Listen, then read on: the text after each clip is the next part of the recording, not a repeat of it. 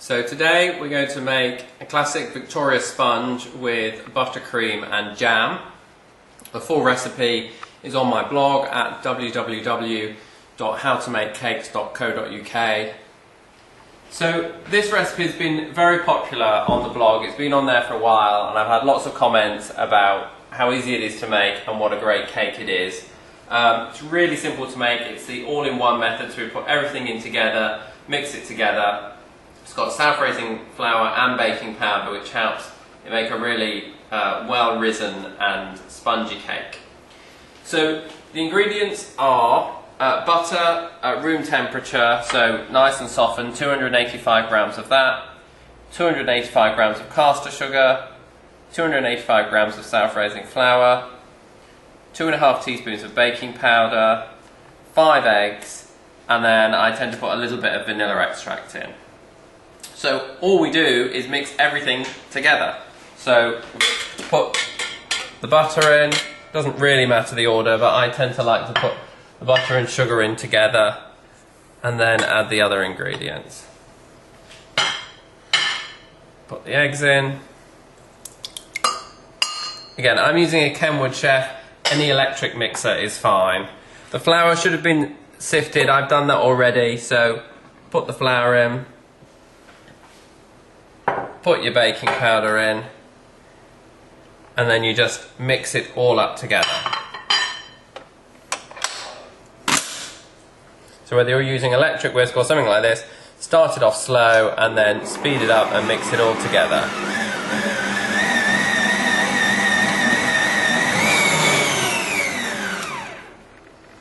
So that should have just taken a couple of minutes and it all get mixed up well, and it looks immediately like a great cake mixture.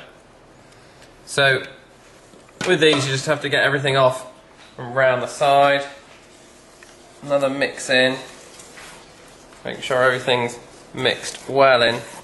Should be a nice smooth and pale consistency. And then I tend to just add a little drop of vanilla essence. Just gives it a little bit of extra flavour. Not too much. A couple of drops in there. Stir that in,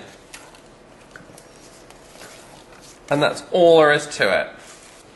So in terms of tins, I've got two 8-inch tins here. What I tend to do is grease the bottom a little bit underneath there, put on a sheet of greaseproof paper. You can buy them actually ready cut, ready 8-inch circles. Put that on top and then just grease it a little more with a little bit of butter, and then just flatten it down like that. So then all you need to do is just split the mixture between the two. So I tend to put a couple of 2 or 3 spoonfuls in one, move to the other, just to make sure that we're putting roughly the same amount in.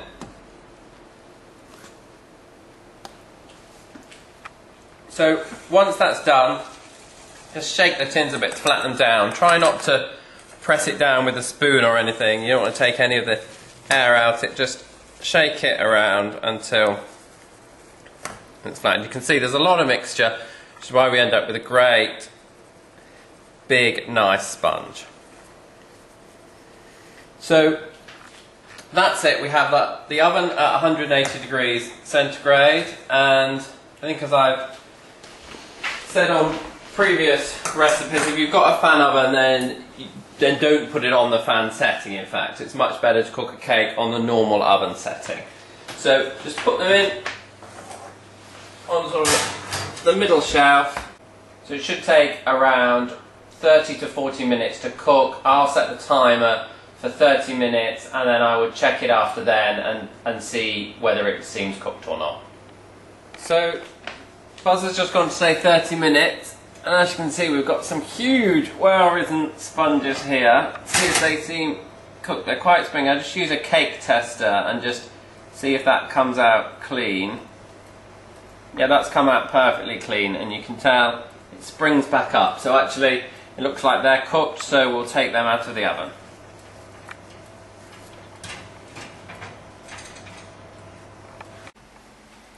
So I would just leave these to cool for a few minutes before turning them out onto the wire rack.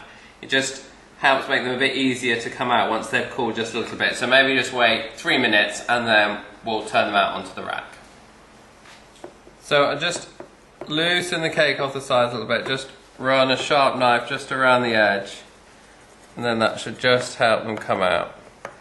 These tins have got a bottom that comes out as well, so that does make them easier to come out, but as long as the tin has been well greased, it should be fine. They should come out no problem. So the way I tend to get them out onto the wire rack, I actually put the wire rack on top of the cake first and then flip it upside down that way. And then hopefully the cake will just come out. There we are. And as I said, this one has got a base that comes off, so you just need to put a sharp knife underneath there, and that should also just lift off.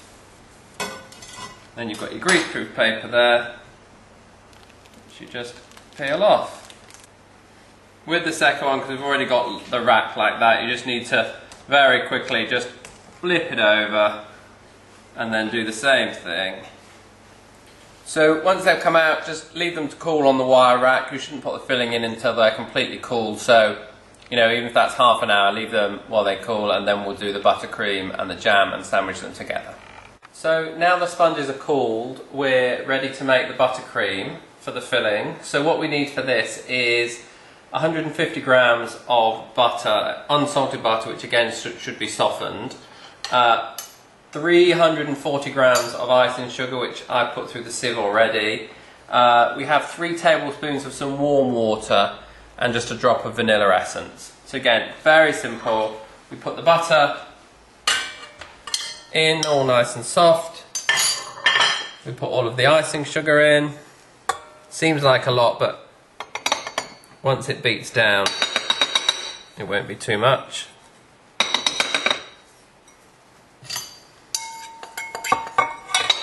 All of that in. 3 tablespoons of warm water. Just gives it a nice glossy finish. And then using either an electric mix or again a Kenwood chef or something, just mix all of that together. So when that's all whizzed round, we just need to get a spatula and then take it all off the sides. So I just mix it up with a spatula at the end, make sure everything is all mixed in. As you can see, there was a lot of icing sugar, but it's gone down to a much more reasonable amount. We'll add a drop of vanilla essence just to give it a bit of vanilla flavour. That's enough. So the best thing to use to spread the buttercream is a palette knife like this, but you can just use a spoon or a spatula if you haven't got one.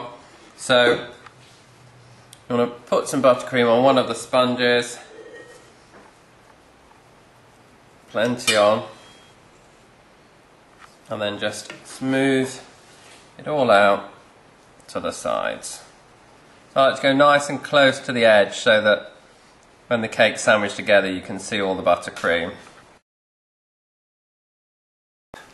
Then need some good quality strawberry jam or raspberry jam. It's worth putting it in a bowl first and just mixing it up so that it's a bit more runny, and then you can spread it more easily on the cake.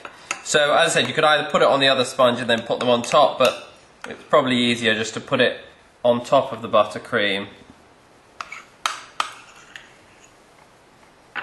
And then using your palette knife again, you can just spread it round.